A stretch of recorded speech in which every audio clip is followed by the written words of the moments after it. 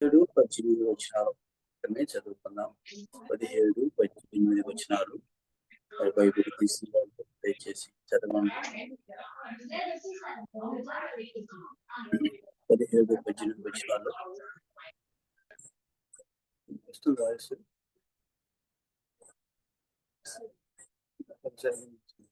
చదువుతున్నారయ్యా? నీ వాయిస్ నాకు రాయాల్సి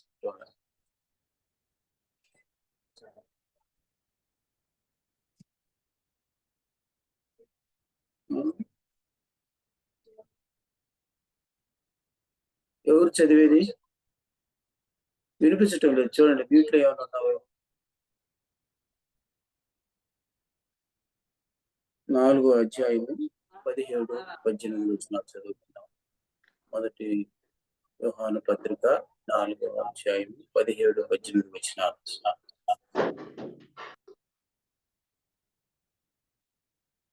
ఏం వినిపించటం లేదే?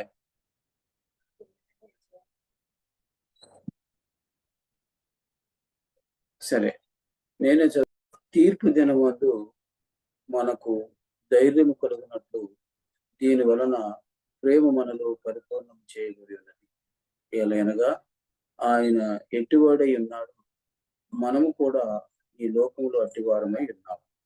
18వ వచనం, ప్రేమలో భయం ఉండదు, అంతేకాదు పరిపూర్ణ ప్రేమ భయమును వెళ్ళగొట్టును. భయము దండనతో కూడినది, భయపడువాడు ప్రేమ యందు పరిపూర్ణము చేయబడి వాడు కాడు. కాబట్టి ఈ సమయంలో మనము ఈ 2 వచనాల్లో పోయినసారి మనం గుర్తు చేసుకున్నప్పుడు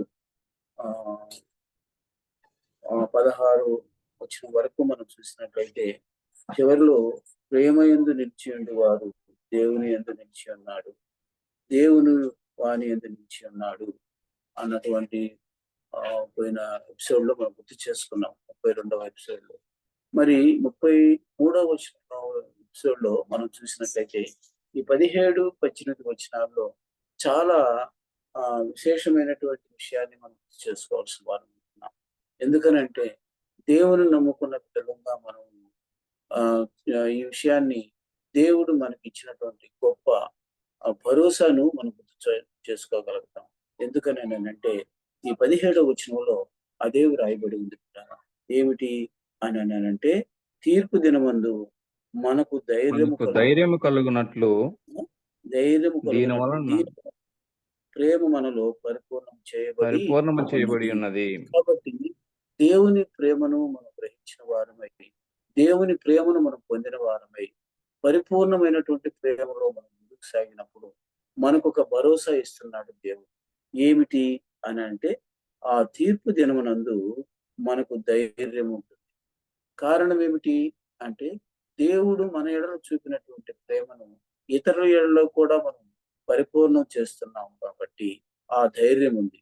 ఒకానొక దినాన ప్రభువు ప్రత్యక్షమైనప్పుడు, ఆయన ఎదుట మనం నిలబడ్డప్పుడు మనకు ఒక గొప్ప ధీమా ఉంటుంది. అదే భరోసా అన్నాను నేను. దేవుడు మనకి ఇచ్చేటటువంటి ఆ గొప్ప స్థితిని అదే మనకు ఎలాంటిదంటే మనకు ధైర్యాన్ని కలిగించేదిగా ఉంటాయి. అందుకని మనం ఏం చేయాలి అని అంటే, ఆ ప్రేమను పరిపూర్ణంగా మనం పొందేవారం ఉండాలి, ఇతరులకు కూడా అది చూపేవారంగా ఉండటమే. ఉన్నప్పుడు మనకు తీర్పు దినమున మనకు ధైర్యం పుట్టించేటటువంటి ఒక గొప్ప స్థితిని దేవుడు మనకి ఇచ్చి ఉన్నాడు. అందుకని పిల్లలు మనం గుర్తు చేసుకోవాల్సింది ఏమిటనంటే, ఈ యొక్క తీర్పు దినాన్ని గురించి యేసయ్య సువార్తల్లో చాలా దగ్గరలో వ్రాసి ఉన్నాడు. చూస్తూ ఉన్నటువంటి వాటన్నిటిలో కూడా మనం గుర్తు చేసుకున్నట్లయితే, మరి మనము కొన్ని మాత్రమే తీసుకొని వస్తాం. అక్కడ తీర్పు దినం అనేది కానీ విమర్శ దినము అంటూ ఉన్నాడు. ఆ విమర్శ దినము ఎలాంటిది అని మనం గుర్తు చేసుకున్నట్లయితే, ఆ దినాన ఎలా ఉంటుంది అన్న విషయాన్ని కూడా మనం గుర్తు చేసుకున్నట్లయితే, చూడండి, మనకు ఎందుకు ధైర్యం పుట్టిస్తుంది, ఎందుకు కొంతమందికి భయం పుట్టిస్తుంది అన్న విషయాన్ని మనం గుర్తు చేసుకుంటే, ఆ ప్రభువు చాలా దగ్గరలో అంటే ఆయా పట్టణాలకు వెళ్ళి ఆయన ఆమ్, దేవుని రాజ్యాన్ని గురించి చెప్పేటప్పుడు చాలా మంది తిరస్కరించినారు. ఆ తిరస్కరించినప్పుడు ఆయన వారిని గురించి చెప్పిన మాట, విమర్శ దినమున మీరు ఇలా ఉంటారు అని చెప్పినాడు. చూస్తారా? మత్తయి సువార్త 10వ అధ్యాయంలో 14, 15 వచనాల్లో మనం చూసినట్లయితే అక్కడ దేవుడు ఏం చెప్తున్నాడో యేసు ఏమి ఈ యొక్క దేవుని ప్రజలను చేర్చుకోకపోతే ఎలా ఉంటాదో అన్న విషయాన్ని చెప్తూ ఉన్నాడు. కాబట్టి దేవుని ఎరిగి ఉన్నటువంటి మనం, ఆయన పరిపూర్ణ ప్రేమను పొందినటువంటి మనము ఈ విషయాన్ని యేసయ్య చెప్పేటటువంటి ఈ దినాన్ని మనం గుర్తు చేసుకున్నట్లయితే ఇంకా చాలా జాగ్రత్తగా మనం ధైర్యంగా మనం ముందుకు సాగాల్సిన వారం ఉంటున్నాం. చూడండి 10వ అధ్యాయంలో, మత్తయి సువార్త 10వ అధ్యాయము 14వ వచనంలో మనం చూసినప్పుడు అక్కడ ఏం జరిగిందో చూడండి. యేసయ్య ఏం చెప్తున్నాడో చూడండి పిల్లరా. ఎవడైనను మత్తయి మిమ్మల్ని చేర్చుకొనక చూడండి, ఎవరైనా శిష్యులకు చెప్తున్నాడు ఈ మాట. ఎవరైనా మిమ్మల్ని చేర్చుకొనకపోయిన ఎడల ఆ ఏం మీ చేయమంటున్నాడు? మాటలు వినకుండిన ఎడల చూసారా?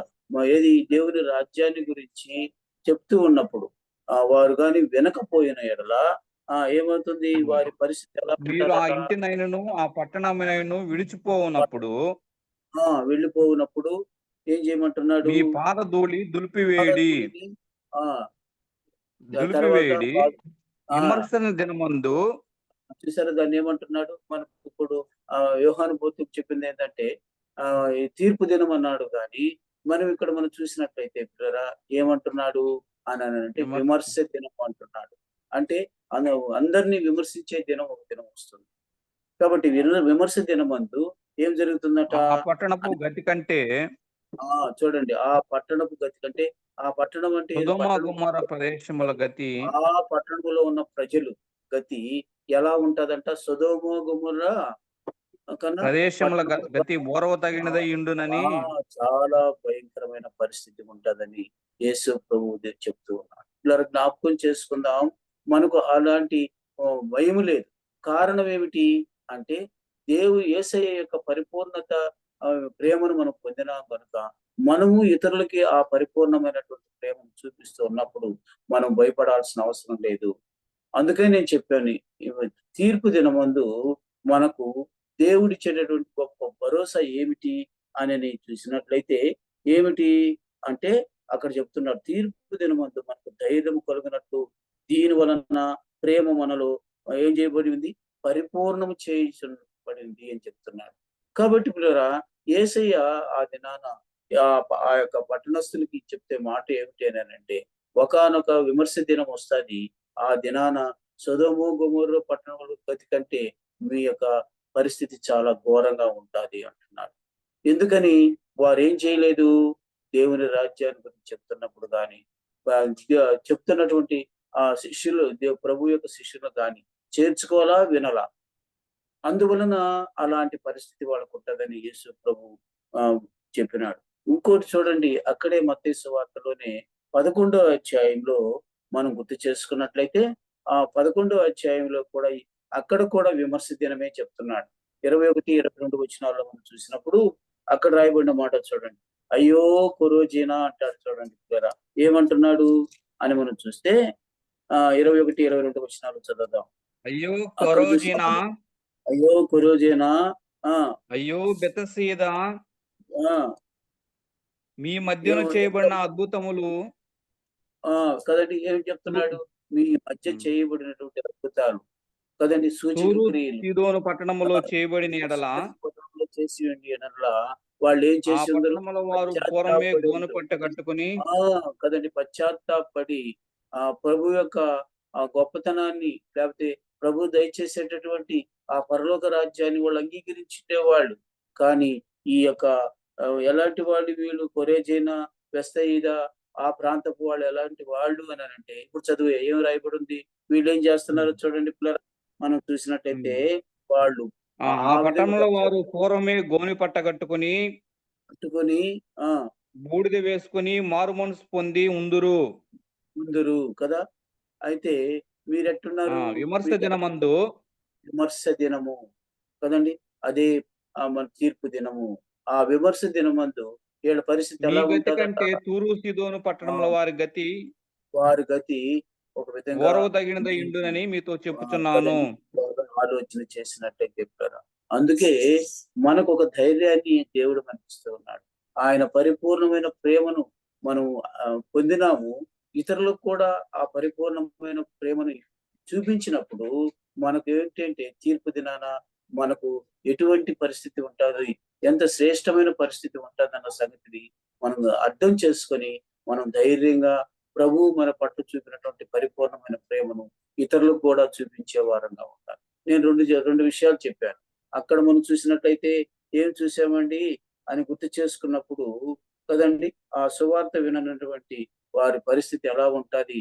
రెండవదిగా మనం చూసినట్టయితే ఆ యొక్క గొప్ప అద్భుత కార్యాలు చేసినప్పుడు కూడా వీరు కొరాజీన, బెసయిదా వారు కూడా నమ్మనప్పుడు వారి పరిస్థితి ఎలా ఉంటది?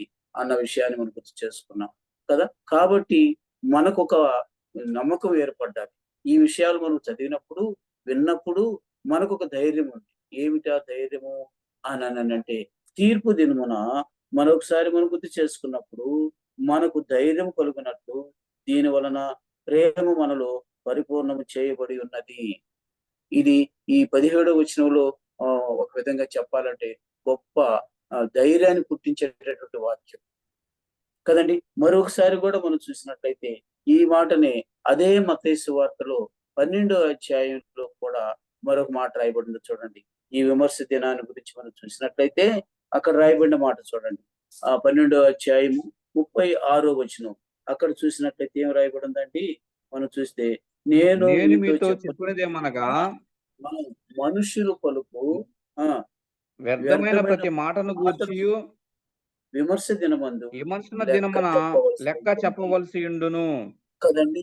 ఈనాడు మనం చూసినట్లయితే ఈ మాటే నాకు చాలా సార్లు గుర్తుకొస్తుంటది. సువార్తల మనం 8 సంఘాలు సువార్త చేసినప్పుడు పోయి వెళ్లి చెప్పి వచ్చిన తర్వాత అలా ఎలా ఉండింది, ఎలా ఉండింది, ఇలా తిరస్కరించినారు అనన్నప్పుడు ఇదిగో ఈ మాటే గుర్తుకొస్తది. ఏం మీ దేవుడేనా? మాకు దేవుడు లేడా? అన్న మాటలు చాలా ఉన్నాయి గదా!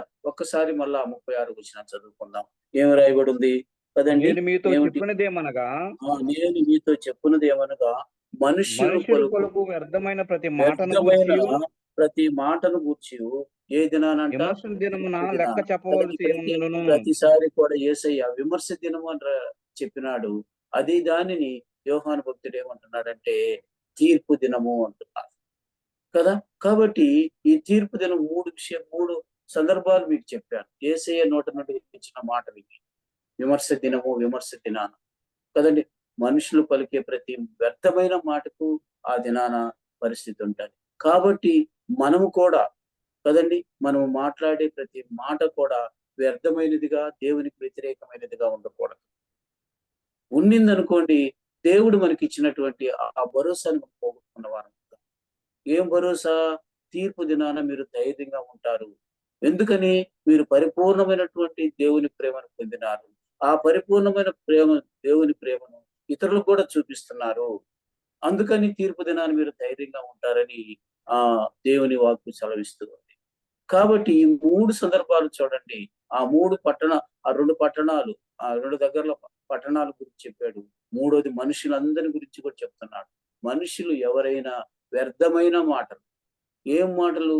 దేవునికి వ్యతిరేకమైన మాటలు. కదండీ! ఏదైనా సువార్త చెప్పినప్పుడు కావచ్చు, కదండీ! ఏదైనా అద్భుత కార్యం ప్రభు ద్వారా, దేవుని ద్వారా జరిగినప్పుడు కావచ్చు, అలాంటప్పుడు లెక్క చేయకుండా ప్రవర్తించినప్పుడు వారి పరిస్థితి సొదొమ గొమొర్రాల కన్నా కూడా తూరు దేశపులు వాటి కన్నా కూడా చాలా వాళ్ళ గతి భయంకరంగా ఉంటాది అని చెప్పినాడు అనంటే నేను ఆ సొదొమ గొమొర్రాల విషయము ఆ చరిత్ర అంతా చెప్పడం లేదు. కానీ ఒక్కసారి మనకు తెలుసు. ఎన్నో సార్లు వినున్నాం కాబట్టి లోతు జీవితంలో మనం విన్నాం. కదండీ! కాబట్టి ఆలోచన చేద్దాం. అలాంటి పరిస్థితి మనకు రాకుండా ఉండేదాని కొరకే దేవుడు మన కొరకు ఈ యొక్క మాటలు రాయించి పెట్టినాడు పిల్లలు. కాబట్టి ఆలోచన చేయాల్సిన వారం ఉంటున్నాం. అంతేకాదు ప్రభువే చెప్పటం కాదు. ఇంకా చెప్పాలి అననంటే పౌలు భక్తుడు కూడా ఈ విమర్శ దినాన్ని గురించి, లేకపోతే తూర్పు దినాన్ని గురించి చెప్తూ ఉన్నాడు. చూస్తారా? కొరింథీయులకు రాసిన 2వ పత్రిక ఐదో అధ్యాయము 7వ వచనం నుంచి చదువుకుందాం. 7వ వచనం చదువుకుందాం. చూడండి, ఇక్కడైతే పౌలు ఏం చెప్తున్నాడు అంటే రెండవ కొరింథీయులకు రాసిన 2వ పత్రిక 5వ అధ్యాయము 7వ వచనం నుంచి చదువుకుందాం.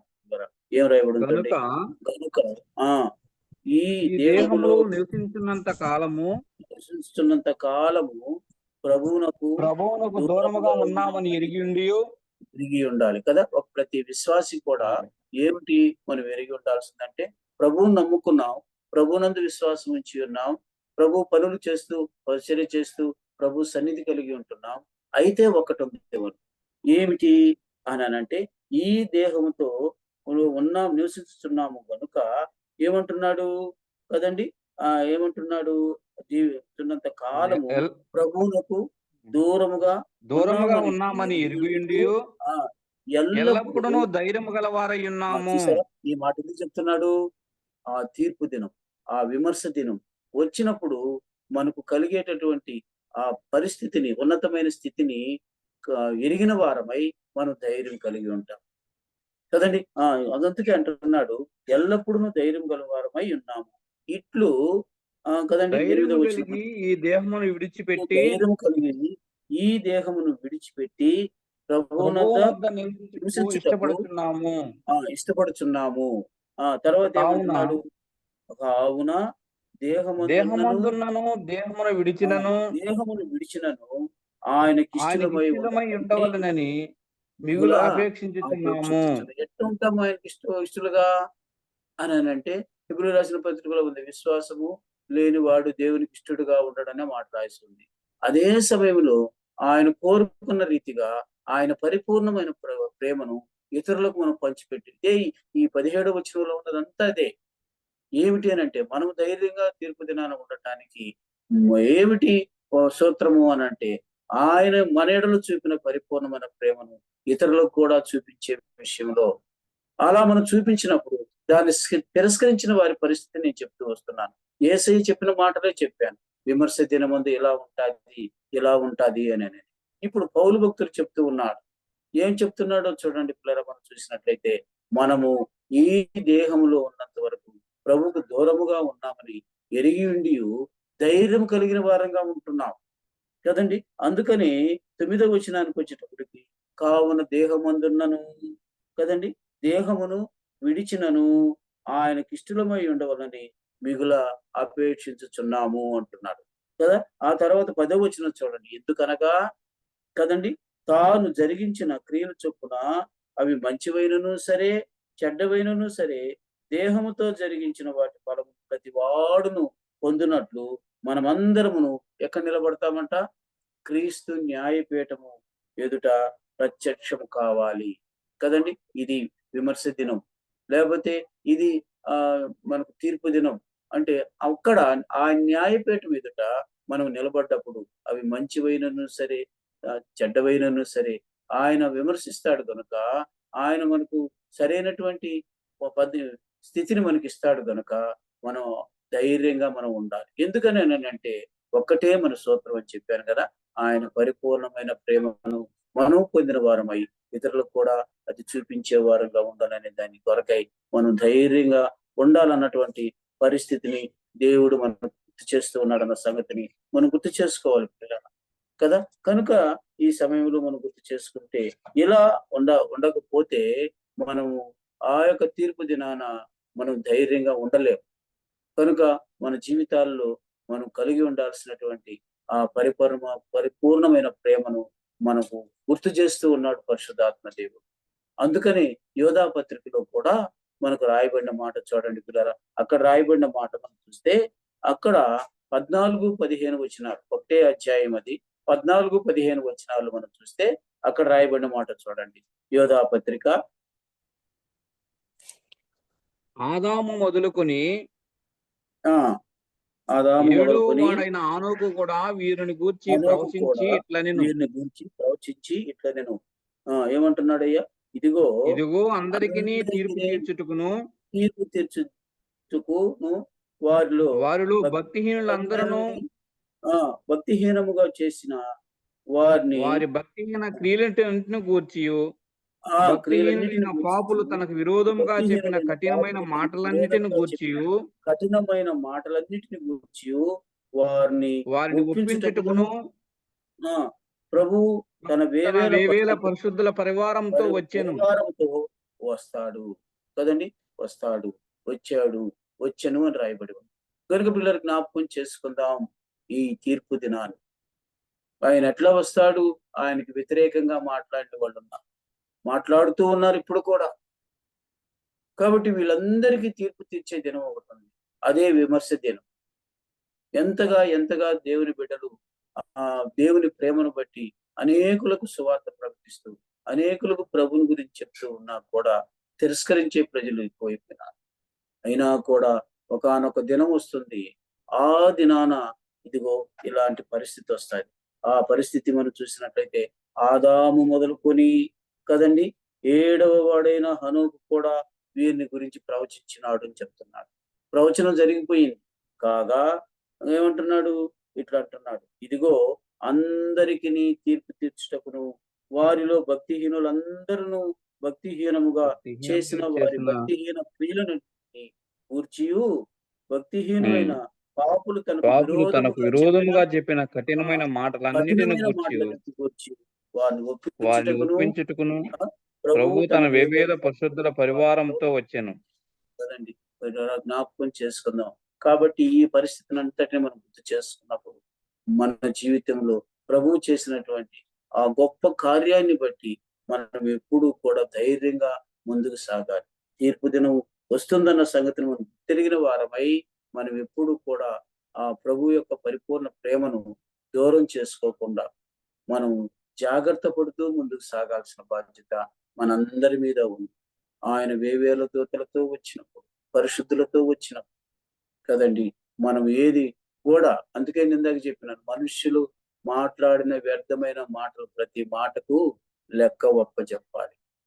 కాబట్టి మనము అంత జాగ్రత్తగా ఉండాలని ఈ మాటలు మనకు గుర్తు చేస్తూ ఉన్నారు కదండి. అందుకని మనం గుర్తు చేసుకున్నప్పుడు కూడా ఇంకొక మాట కూడా ఉంది కదా, ఏమిటది అంటే ఏలయనగా కదండి, 17వ వచనంలో మధ్యలో ఉన్న మాట, ఏలయనగా ఆయన ఎట్టివాడై ఉన్నాడో మనము కూడా ఈ లోకములో అట్టివారమై ఉన్నాము కదండి.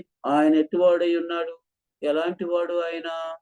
ఆయన ఈ లోకంలో ఉన్న దినాల్లో 33.5 సంవత్సరంలో ఆయన నోట ఎప్పుడూ కూడా కఠినమైన మాట కానీ, వ్యర్థమైన మాట కానీ ఆయన నోట నుండి రాలేదు కదండి.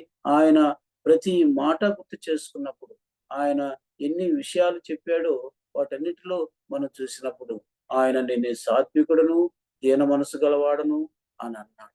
నేను పరిచారము చేయుటకే వచ్చినాను కానీ నేను పరిచారం చేయించుకున్నట్టుకు రాలేదు అని. అంతేకాదు, నక్కలకు బొరియలున్నాయి, ఆకాశ పక్షులకు గూళ్ళున్నాయి, మనిషి కుమారుడికి తల వాల్చుకున్నట్టుకైనాను స్థలము లేదన్న. ఇలాంటి ఎన్ని మాటలు చెప్పాడో, ఎంతగా ప్రజలను తన వైపు తిప్పుకోవాలని చెప్పినాడో అవన్నీ కూడా మనం గుర్తు చేసుకున్నప్పుడు ఈ యొక్క సున్నితమైన మాటల ద్వారానే ఆ ప్రభువు మనకు మాదిరిగా ఉన్నాడన్న సంగతిని మనం గుర్తు చేసుకోవాల్సిన వారం ఉంటున్నాం. అందుకని మనం ఇక్కడ మనం చూసినప్పుడు ఏలయనగా ఆయన ఎట్టివాడై ఉన్నాడు, దానికోసం ఈ మాట చెప్పాను నేను. ఆయన ఎట్టివాడై ఉన్నాడు కదండి, మనము కూడా ఈ లోకంలో అట్టి వారముగా మనం బ్రతకాల్సిన వారం. మన విశ్వాస జీవితాన్ని అలా మలుచుకుంటూ ముందుకు సాగాల్సిన వారం. అందుకనే ఎప్పుడు కూడా మన ప్రార్థనలో ప్రభువుని అడగాల్సింది ఏంటంటే, నీ సారూప్యంలోనికి నన్ను మార్చుకో ప్రభువా, నీ రాకడకు నన్ను సిద్ధపరచు ప్రభువా అని అడిగేటటువంటి మనస్తత్వం మనకందరికీ రావాలి. నేనైతే ప్రార్థన చేస్తాను. ఎందుకంటే ఎన్నో లోటుపాట్లు ఉంటాయి నా జీవితంలో. వాటన్నిటిని సరిచేసి ఆయన సారూప్యంలోకి మార్చుకోవాల్సిన శక్తివంతమైన దేవుడు మన దేవుడు. కాబట్టే మనం తప్పనిసరిగా ఈ విషయంలో చాలా జాగ్రత్త. అందుకని మరొకసారి చెప్తున్నాను, ఏమిటి అని అంటే, ఎలా అనగా ఆయన ఎట్టివాడై ఉన్నాడో మనము కూడా ఎలా ఉండాలంటున్నాడు కదండి. ఈ లోకములో అట్టి వారమై ఉండాలి. పరలోకానికి పోయిన తర్వాత కాదు, ఈ లోకంలో ఉన్నప్పుడే మనము ఆ ప్రభు యొక్క అడుగుజాడలు గుర్తు చేసుకుంటూ ముందుకు సాగాల్సిన వారు కదా. ఆలోచన చేద్దాం ప్రియులారా. ఈ 17వ వచనంలో ఆ మాట ఎందుకు చెప్తున్నాడు అంటే, ఆయన యొక్క ప్రేమను మనలో పరిపూర్ణం చేయటానికి ఆ మాట చెప్పినాడన్న సంగతిని మనం గుర్తు చేసుకోవాల్సిన వారం ఉంటున్నాం కదా. అవును ప్రియులారా. అందుకే ఒక్కసారి మనం చూసినట్లయితే పౌలు బర్నబాలు ఇలా చెప్తూ ఉన్నారు. ఎక్కడ అనంటే యూకేనియ అనేటటువంటి ప్రాంతానికి వెళ్ళినప్పుడు పౌలు బర్నబాలు ఏం చెప్తున్నారు ఒక్కసారి చూద్దామండి. అపోస్తల కార్యాలు 14వ అధ్యాయము 3వ వచనం చదువుకుందాం. ఏం రాయబడిందో చూడండి పిల్లరా. అపోస్తల కార్యాలు 14వ అధ్యాయము 3వ వచనం. అక్కడ ఏం రాయబడిందో చూడండి. పౌలు కాబట్టి బర్నబాలు వారు కాబట్టి వారు ప్రభువును ఆనుకుని కదండి ప్రభువును ఆనుకుని ధైర్యముగా మాట్లాడుచు ధైర్యముగా మాట్లాడుచు అక్కడ బహుకాలము గడిపిరి. కాలం గడిపిరి. ప్రభు వారి వారి చేత సూచక్రియలను అద్భుతములను చేయించి చేయించి తన తన కృపావాక్యము కృపావాక్యమునకు సాక్ష్యం ఇచ్చుచుండెను. ఇది కదండి. కాబట్టి మనం గుర్తు చేసుకోవాల్సింది ఇదే పిల్లరా. ఎందుకంటే ఈ లోకములో ఉన్నప్పుడు అట్టివారమై ఉండాలి. దానికి ఈ మాట చెప్తున్నాను నేను. ఎలా ఉన్నారు పౌలు బర్నబాలు అని మనం గుర్తు చేసుకున్నట్లయితే, వారు ప్రభువును ఆనుకొని కదండి, ప్రభువును ఆనుకొని ధైర్యముగా మాట్లాడుచు ఏం చేస్తున్నారు, అక్కడ బహుకాలము గడిపిరి. ఎక్కడ అంటే ఈకొనియలో అనేటటువంటి ప్రాంతంలో వారు పరిచర్య జరుగుతూ పోతూ ఉన్నారు వాళ్ళు కదండి. అక్కడ యూకేరియాకు వచ్చినప్పుడు అక్కడ జరిగిన సందర్భాన్ని ఈ యొక్క 14వ అధ్యాయంలో ఉటంకిస్తూ ఉన్నాడు పరిశుద్ధాత్మ దేవుడు. అందుకని అక్కడ మనం చూసినట్లయితే ప్రభు వారి చేత ఏం చేయించినాడట, ఆ ప్రాంతంలో సూచిక క్రియలు చేయించినాడు, అద్భుతములు చేయించినాడు. అంతేకాదు తన కృపావాక్యమునకు సాక్ష్యం ఇచ్చుతూ వారు ముందుకు సాగిన ఒక దినాలు అక్కడ ఉండి కాలము అక్కడ గడిపినారు. అలాంటి మనం ఆ మాటలను ఎందుకు నేను చెప్తున్నాను అని అంటే, వారి లాంటి స్థితిని మనం కూడా పొందాలనేది దేవుని యొక్క ఉద్దేశం. అందుకని ఆయన ఎట్టివాడై ఉన్నాడో, ఆయన 2000 సంవత్సరాల క్రితం ఈ లోకానికి వచ్చినప్పుడు ఆయన మాదిరికరమైనటువంటి పరిస్థితిని మనం గుర్తు చేసుకున్నప్పుడు అంతగా మనము మార్పు చెందాల్సిన బాధ్యత దేవుని బిడ్డలుగా మనకు ఉందన్న సంగతిని మనం గుర్తు చేసుకోవాల్సిన వారం. అందుకని ఆ 17వ వచనములో మనం చివరి భాగంలో మనము కూడా ఈ లోకములో అట్టివారమై ఉండాలి అన్న విషయాన్ని మనం గుర్తు చేసుకోవాల్సిన వారం ఉంటున్నాం. ఎందుకు అనంటే, అలాంటి పరిస్థితి మనకు వచ్చినప్పుడు మనం ధైర్యముగా ఈ లోకంలో ఉండగలుగుతాం. ప్రభు పరిపూర్ణమైన ప్రేమను మనం పొందిన వారి ధైర్యముగా ఈ లోకంలో మనం ఉండగలగాలి. ఎందుకనంటే ఇక్కడ ఉన్నటువంటి దానికి కాదు, కానీ తీర్పు దినానికి కూడా మనకి ఏమి ఇది రాదు అన్నటువంటి ధైర్యం ఈ లోకంలోనే ఉంటది. అంతేకాదు ఆ పౌలు బర్నబాలు ప్రకటించే రీతిగా దేవుని కృపావాక్యము విస్తరింపబడటానికి దేవుడు మనం వాడుకునేవాడుగా ఉంటాడు. ఒక సందర్భాన్ని మనం చూసినట్లయితే ఇదే అపోస్తల కార్యాల్లో 3వ అధ్యాయంలో అక్కడ పేతురు యోహాను జత ఉన్నారు. వారిద్దరూ శృంగార దేవాలయానికి ప్రార్థనకి వెళుతూ ఉంటే అక్కడ ఒక కుంటివాడు కూర్చొని భిక్షమెత్తుకుంటున్నాడు. మీకు తెలిసిన సందర్భమే. వాళ్ళు ఏం చేశారు అంటే, అతని యొక్క దీనస్థితిని చూశారు. ఇప్పుడు ఏం చేశారు అని అంటే, మా వైపు చూడు అని అతనికి చెప్పారు. అతడు వాళ్ళ మీద లక్ష్యం ఉంచిన తరువాత అతని కుడి చెయ్యి పట్టుకొని ఇలా అన్నారు. ఏమన్నారు అని అంటే, మా దగ్గర వెండి బంగారములు లేవు, గాని నజరేయుడని యేసుక్రీస్తు నామములో నువ్వు లేచి నడువు అని చెప్పి ఆ కుడి చెయ్యి పట్టుకొని లేపినప్పుడు వాడు చెంగున లేచాడు కదండి. గంతులు వేస్తూ దేవుని ఆలయంలోనికి వెళ్ళాడు.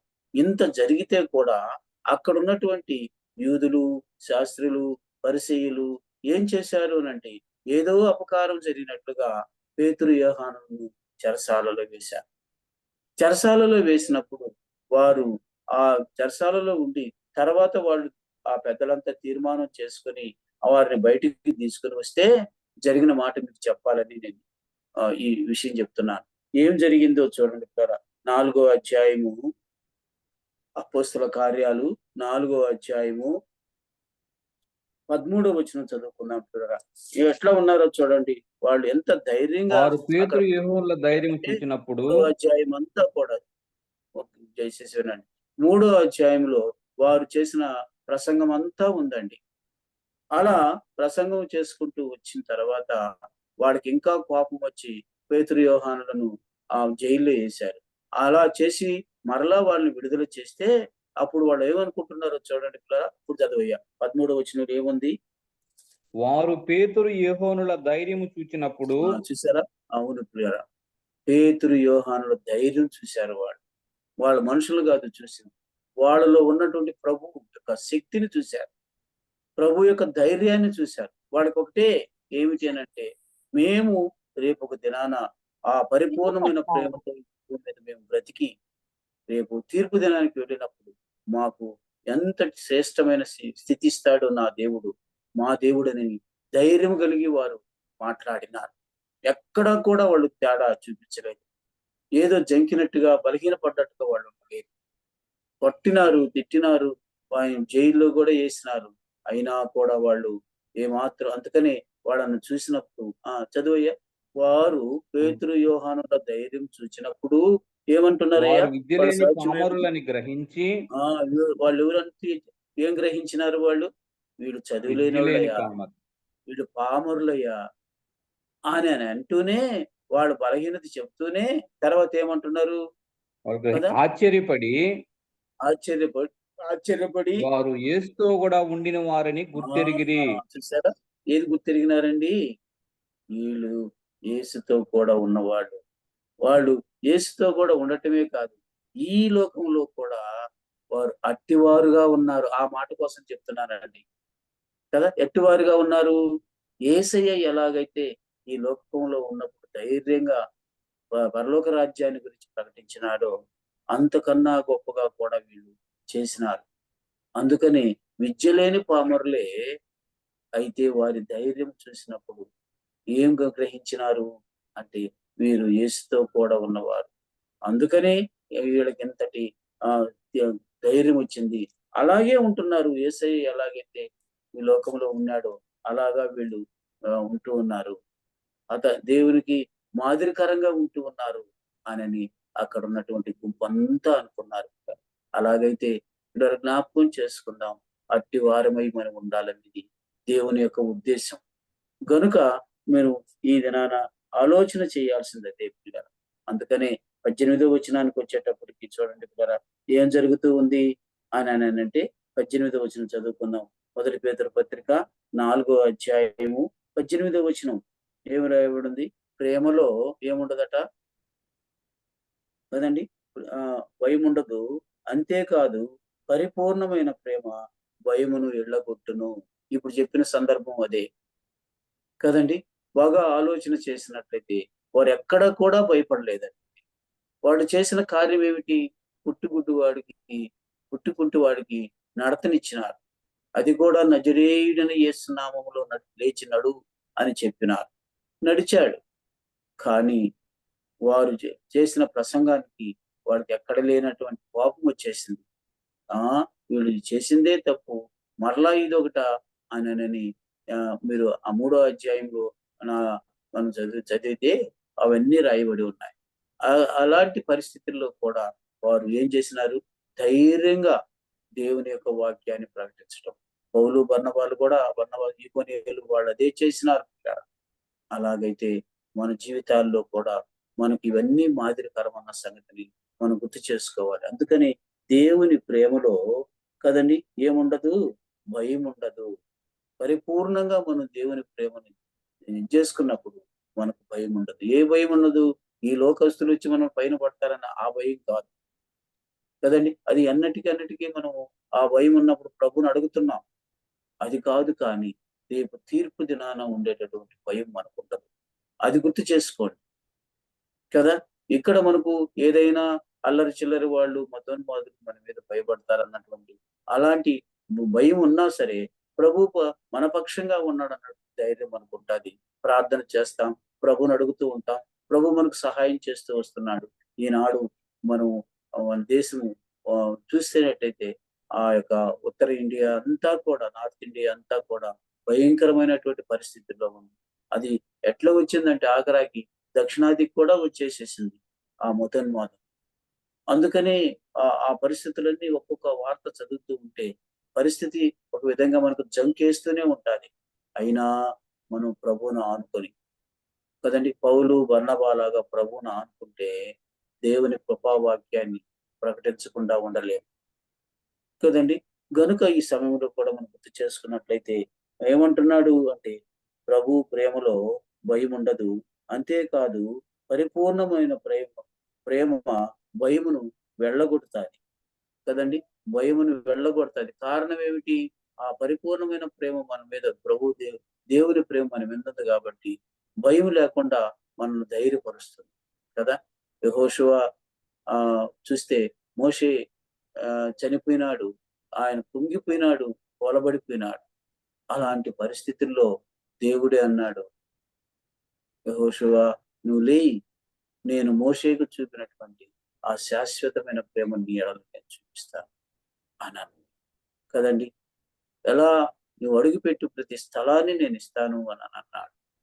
అలాగూ ఆహ్, మోషే నాయకత్వం అయిన తర్వాత యెహోషువ నాయకత్వంలో చేరవలసినటువంటి పాలు, తేనెలు ప్రవహించే దేశానికి ఇశ్రాయేలీయులను నడిపించడానికి ఎవరు నాయకుడైనారు?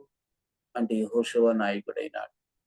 అద్భుతమైన రీతిగా ఆ యొక్క యెరికో గోడలు పడగొట్టే విషయంలో అన్నిటిలో కూడా దేవుడు ఆయనకు తోడుగా ఉన్నాడు కదా!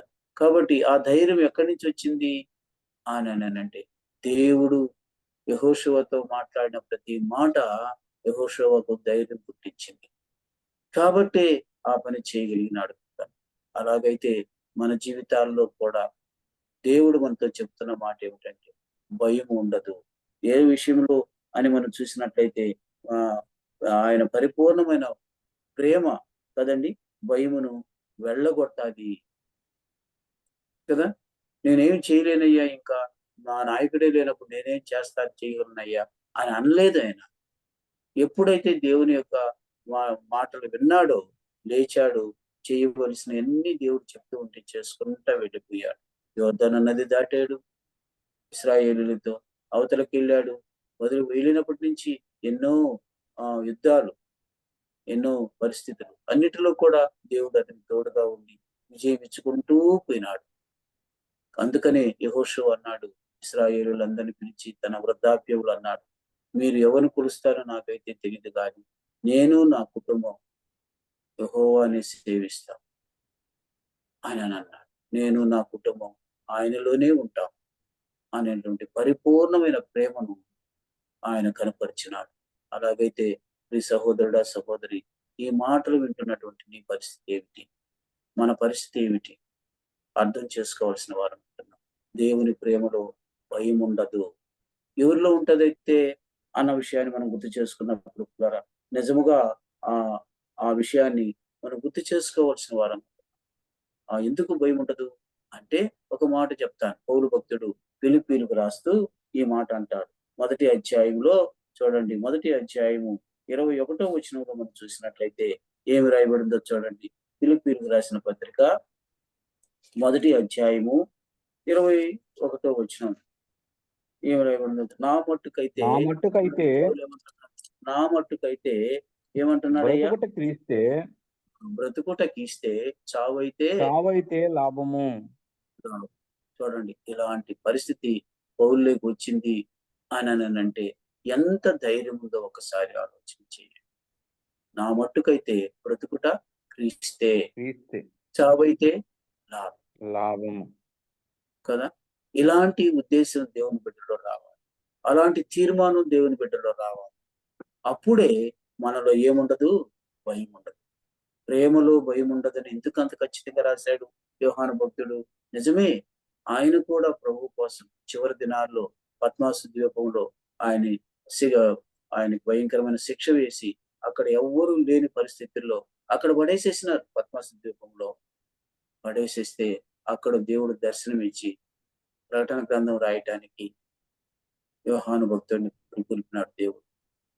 కదండి. రాబోయేటటువంటి అన్నీ కూడా ఆ దర్శనం ద్వారా మరి దేవుని రెండవ రాకడ గురించి ప్రకటన గ్రంథం అంతా రాయటానికి యోహాను భక్తుడిని దేవుడు వాడుకున్నాడు. అందుకని ఆ యొక్క దీనిని బట్టి ఆయన ఇప్పుడు అంటున్నాడు, ప్రేమలో భయం ఉండదు. ఎందుకంటే నా జీవితంలో నేను ఇవన్నీ రుచి చూచాను అని చెప్తున్నాడు. గనుకనే పౌలు భక్తుడు కూడా అంటున్నాడు. ఏమంటున్నాడు? ఆ మాట మనం చూసినట్లయితే, నేనైతే ఏమంటున్నాడయ్యా, నా మట్టుకైతే క్రీస్తే, బ్రతుకుట క్రీస్తే, బ్రతుకుట క్రీస్తే, చావైతే చావైతే లాభము. లాభము అంటున్నాడు. ఇంకా మనం తర్వాత ముందుకు పోతే ఇంకేమంటున్నాడో చూడండి. చివరి దినాల్లోకి వచ్చేటప్పటికి ఇదే పౌలు భక్తుడు తిమోతికి రాసినటువంటి 2వ పత్రికలో ఏమంటున్నాడో చూడండి పిల్లరా. ఏమంటున్నాడు? ఈ ధైర్యము, ఈ భరోసా మనకు కూడా దేవుడు ఇచ్చిన్నాడు అన్న సంగతిని నేను నమ్ముతున్నాను, మీరు నమ్మండి. ఏంటో చూడండి అక్కడ ఏ రాయబడిందో. తిమోతికి రాసిన 2వ పత్రిక 4వ అధ్యాయము 7, 8 వచనాలు చదువుకుందాం. తిమోతికి రాసిన మంచి పోరాటము పోరాడి తిని, చూసారా ఏమంటున్నాడు? ఇందాకేమన్నాడు? నా మట్టుకైతే బ్రతుకుట క్రీస్తే అన్నవాడు ఇప్పుడు అంటున్నాడు, మంచి పోరాటము పోరాడి తిని, ఆ నా పరుగు కడముట్టించి తిని, నా పరుగు కడముట్టించి తిని, ఇంకా విశ్వాసము కాపాడుకుంటుని, విశ్వాసమును కాపాడుకుంటుని, ఇక ఇంకా మీదట నా కొరకు నీతి కిరీటం ఆ, ఉంచబడి ఉన్నది. ఆ, ఇక మీదట నా కొరకు ఏముందంటున్నాడు? నీ నీతి కిరీటం నీతి ఉన్నది. కిరీటం ఉంచబడి ఉన్నది. ఇది ధైర్యం, ఇది భరోసా, ఇది దమ్ము. దేవుని బిడ్డలకు ఉన్నటువంటి ధైర్యం ఏమిటంటే, తీర్పు దినాన కూడా మనల్ని ఎక్కడా కూడా అవమానపరచకుండా మన దేవుడు మనకు కిరీటాలు ఇచ్చే దేవుడు ఉంటున్నాడు. అయితే మనం చేయాల్సింది ఏమిటి? మన పరుగును ఏం చేయాలంట? చూడండి, మంచి పరుగు పోరాటము ముట్టించాడు. పోరాడాలి. పోరాడి దేవుని తిని, కొరకు పోరాటం. అది మంచి పోరాటం అంటే ఏదో సుఖంగా బతకటం కాదు. చాలా ఉన్నాయండి. కొరింథీయులకు రాసిన పత్రికలో 19 బాధలు ఉన్నాయి. అవి అన్ని అనుభవించినటువంటి, అన్ని రుచి చూసినటువంటి పౌలు భక్తుడు అంటున్నాడు, అది మంచి పోరాటము అంటున్నాడు కదా. నేను మంచి పోరాటము పోరాడి తిని, నా పరుగు నా పరుగు కడముట్టించి కడముట్టించి తిని తిని, కదా. మనం విశ్వాసం ఎంత కాపాడుకుంటుని. బిడ్డలుకున్నా కూడా పిల్లరా, ఈ మంచి పోరాటంలో ఉన్నటువంటి ఈ పరిస్థితులన్నింటినీ కూడా మనం ఎదిరించే వారంగా ఉండాలి. ఈనాడు అది లేదు. దేవుని బిడ్డలే, దేవుని సేవకులే, దేవుని పరిచర్య చేస్తున్న వారే, దేవుని నమ్ముకున్న వారే చిన్న విషయంలో కూడా పక్కకు పడిపోతా ఉన్నారు.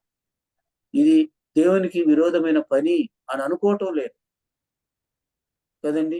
అలా అనుకోకుండా చేసి తిప్పల పాలవుతూ ఉన్నారు. కనుక పిల్లలు జ్ఞాపకం చేసుకున్నాం. ఇక్కడ మనం గుర్తు చేసుకున్నట్లయితే ఆయన మంచి పోరాటమే కాదు, తన పరుగును, ఏంది ఆయన పరుగు?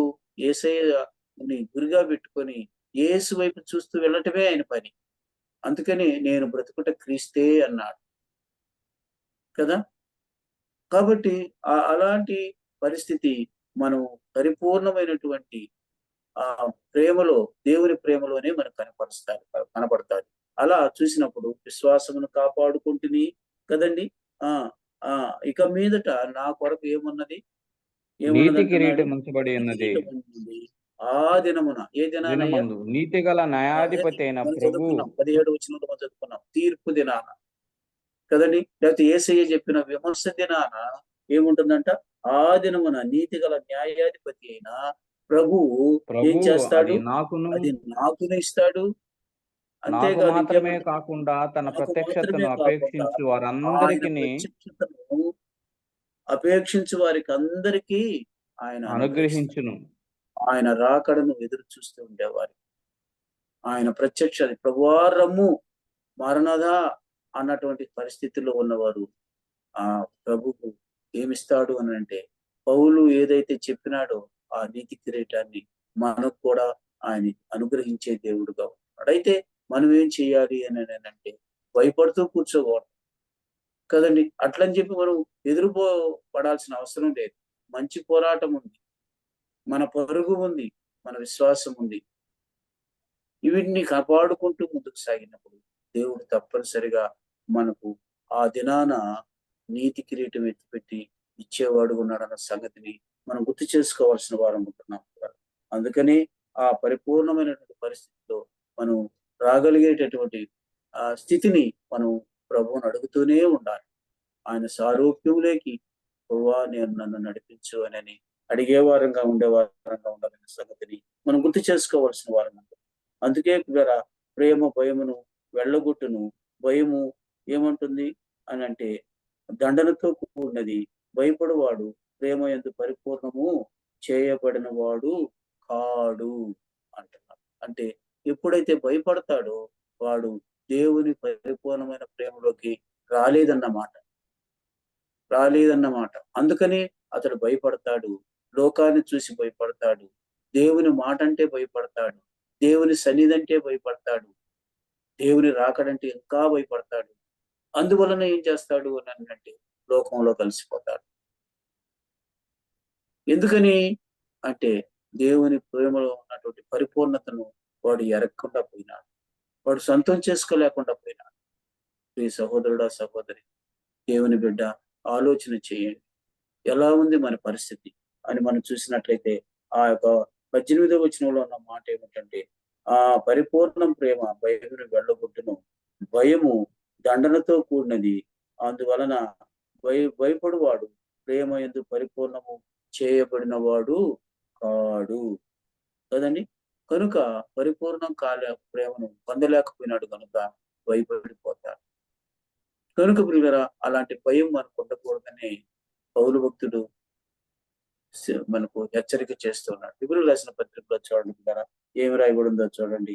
10వ అధ్యాయంలో హెబ్రీయులకు రాసిన పత్రిక 10వ అధ్యాయము 26, 27 వచనాలు చదువుకున్నాం. అక్కడ రాయబడిన మాట చూడండి ద్వారా కదండి. న్యాయపు తీర్పు భయపడాల్సి వస్తాది అని రాయబడి ఉంది చూడండి. హెబ్రీయులకు రాసిన పత్రిక మనము 10వ సత్యమును అధ్యాయం. గూర్చి అనుభవ జ్ఞానం పొందిన ఆ, తర్వాత కదండి. అనుభవ జ్ఞానము పొందిన తరువాత బుద్ధిపూర్వకముగా పాపము చేసిన ఎడల ఆ చేసిన ఎడల పాపమునకు పాపములకు బలి ఇకను ఉండదు కానీ ఇంకను ఉండదు కానీ న్యాయపు తీర్పునకు భయముతో ఎదురు భయముతో చూచుటయు ఎదురు చూచుటయు విరోధులను విరోధులను దహింపబోవు తీక్షణమైన అగ్నియు తీక్షణమైన ఇకను అగ్ని ఉండును. ఇకను ఉండును కదండి. ఎక్కడొచ్చేసింది భయం చెప్పండి అని అంటే దేవునికి విరోధమైన పాపం చేసినప్పుడు ఈ భయం వచ్చేస్తారు కదా. ఈనాడు అనేక మంది ఇలాంటి పరిస్థితి ఏం చేసినారు ముందు అని అంటే సత్యమును గూర్చిన అనుభవ జ్ఞానం ఉండింది. బాగా గుర్తు చేసుకోండి. సత్యము అంటే ఎవరు? యేసయ్యే. యేసయ్యను గూర్చినటువంటి అనుభవ జ్ఞానం ఉండింది. కానీ ఏమైపోయినారు? తరువాత బుద్ధిపూర్వకంగా వీళ్ళు ఏం చేసినారు? పాపము చేసిన ఎడల పాపమునకు మళ్ళా తిరిగి బలి లేదు గాని కదండి. ఇంకను ఉండదు గాని న్యాయపు తీర్పు ఉంది. అదే తీర్పు దినం, అదే విమర్శ దినం కదండి. ఆ న్యాయపు తీర్పునకు భయముతో ఎదురు చూచుటయు విరోధులను దహింపు కదండి గోవు తీక్షణమైన అగ్నియు ఇకను ఉండును కదా అని గుర్తు చేస్తూ ఉంది. కాబట్టి అవి ఉన్నాయి అన్నటువంటి భయం వలన ఇలా ఏం చేయబోతున్నారు కదండి. ఆ భయము మనసులో ఉన్నప్పుడు ధైర్యమును వీడిపోతారు. కాబట్టి జ్ఞాపకం చేసుకుందాం పిల్లల ఈ సమయంలో మనము ఆ యొక్క తీర్పు దినం ఉందన్న సంగతిని గుర్తు చేసుకొని మనము దేవుని యొక్క పరిపూర్ణమైన ప్రేమను మన సొంతం చేసుకొని మనం ధైర్యంగా ముందుకు సాగాల్సిన వారు. అందుకే పిల్లరా మనం ఏం చేయాలి అని అంటే ఈ పరిస్థితిని అంతటినీ గుర్తు చేసుకొని అన్నిటినీ సరి చేసుకుంటూ ప్రభు సారూప్యంలోని కోరుతూ ప్రభు రాకడ కొరకు ఎదురు చూస్తూ ఆయన సేవలు, ఆయన పరిచితులు, ఆయన సన్నిధిలో నిలిచేవారు. చివరిగా చెప్తున్నాను చూడండి పిల్లరా, మనం చూసినట్లయితే యోహాను సువార్త 12వ అధ్యాయంలో ఏం రాయబడిందో చూడండి. చదువుకొని మనం ముగించుకుందాం. 12వ అధ్యాయము 42, 43 వచ్చిన చదువుకుందాం. ఏం రాయబడిందో చూడండి. అయినను కదండి ఆయనను అధికారం అధికారుల్లో కూడా అనేకులు ఆయన అనేకులు విశ్వాసం ఉంచిరి ఆయన కానీ మీద విశ్వాసం ఉంచిరి కానీ కదండి సమాజంలో నుండి సమాజంలో వెలివేయబడదనేమో అని చూడండి ఏం భయం ఉందండి వీళ్ళకి. అధికారులు ఆనాడు యేసయ్య చెప్తే విన్నారు, విశ్వాసం ఉంచినారు. అయితే అనేకులు అధికారులు ప్రభుని ఎందు విశ్వాసం ఉంచారంట. కానీ సమాజంలో, ఈ లోకంలో వారిని వెలివేస్తారని ఆ ఏమో అని పరిసయ్యులకు భయపడి పరిసయ్యులకు భయపడి వారు ఆ ఒప్పుకొనలేదు. ఎవరిని ఒప్పుకోలేదు? యేసయ్యను తన ఎస్. సొంత రక్షకుడుగా ఒప్పుకోలేదు. అబ్బా! ఎంత ఘోరమో చూడండి. అప్పుడే అలా ఉండింది. ఇప్పుడు ఇంకా ఎక్కువైపోయింది. అయితే మనము స్థిరమైన బుద్ధితో ముందుకు సాగాలి.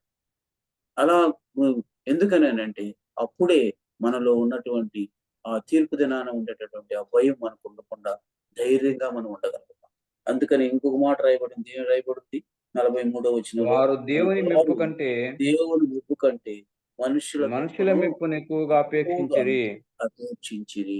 ఈనాడు కూడా ఈ పని చేయకూడదు, ప్రభుకి ఇది వ్యతిరేకం అంటే ఆ వాళ్ళేమైనా అనుకోరా? ఇది మనోడల్లో ఉండేటటువంటి పరిస్థితి కదండి. అది అన్యులది. ఆ అన్యుల కార్యంలో మనం పాలుపంపులు పొందకూడదు. అది మనకు మంచిది కాదు.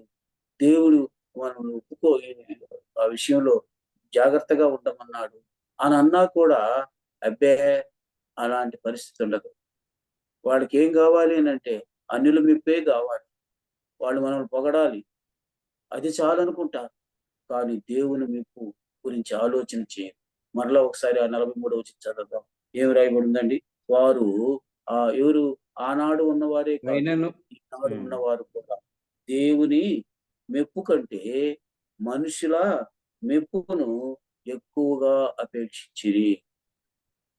కదండీ! ఏం పోగొట్టుకున్నారు? కదండీ! ఏం పోగొట్టుకున్నారు అననంటే దేవుడిచ్చినటువంటి ఆ ఉచితమైన రక్షణను దూరం చేసుకునేవారవుతారు. లేదా రేపు తీర్పు దినాన ప్రభు దగ్గర తల వంచుకోవాల్సిన, సిగ్గుపడాల్సిన పరిస్థితి వస్తాది. పౌలులాగా ధైర్యంగా చెప్పలేరు. నేను మంచి పోరాటం పోరాడి తిని, నా పరుగు తుదముట్టించి తిని తుదముట్టించితిని. కదండీ! ఇంకో మాట ఏమిటంటున్నాడు? నా విశ్వాసమును కాపాడుకుంటుని, కాపాడుకుంటుంటిని. నా కొరకు నీతి కిరీటం ఉంది అని ధైర్యంగా చెప్పగలుగుతారా? చెప్పాలి మనం. అదే ప్రభు కోరుకునేది. అలాగైతే ప్రియ సహోదరుడా, సహోదరి ఈ మాటలు గుర్తు చేసుకోండి. ఈ 2 వచనాల్లోనే ఇంత గొప్ప స్థితి మనకు భరోసా దేవుడిచ్చాడు. ఆ పరిపూర్ణమైన ప్రేమ ఉంటే రేపు తీర్పు దినాన భయపడాల్సిన అవసరం లేదు. రెండోది నేను చెప్తున్నాను. అలా పరిపూర్ణమైనటువంటి ప్రేమతో ముందుకు సాగినప్పుడు పిల్లరా దేవుడు ఇచ్చేటటువంటి గొప్ప స్థితిని మనం పొందగలుగుతాం. అలా కాకుండా ఉంటే అక్కడ రాయబడిన మాట మనం చూసినప్పుడు ఆ 18వ వచనంలో ఆఖరి భాగంలో రాయబడిందంటే వాడిలో పరిపూర్ణమైనటువంటి ప్రేమ లేదు గనుక వాడు దేవుడు భయపడతాడు అన్న విషయాన్ని మనం గుర్తు చేసుకుంటాం. ఇలా జ్ఞాపకం చేసుకుందాం. ఈ 2 వచనాల్లో దేవుడిచ్చిన భరోసా ఉంది. దేవుడిచ్చిన ధైర్యం ఉంది. దేవుడిచ్చేటువంటి ఆ తీర్పు దినాన మనకున్నటువంటి ఆ గొప్ప స్థితి ఉంది. దాన్ని పోగొట్టుకోకుండా ప్రభు రాకడ కొరకు ఎదురు చూస్తూ ముందుకు సాగాలి. ప్రభు పేరట మీకు మనవి చేసుకుంటూ నేను ముగించుకుంటున్నాను. దేవుడి కొద్ది మాటలు మన కొరకై దీవించును గాక. అందరికీ ప్రభునామములో వందనాలు చెల్లించుకుంటున్నాను. దేవుడు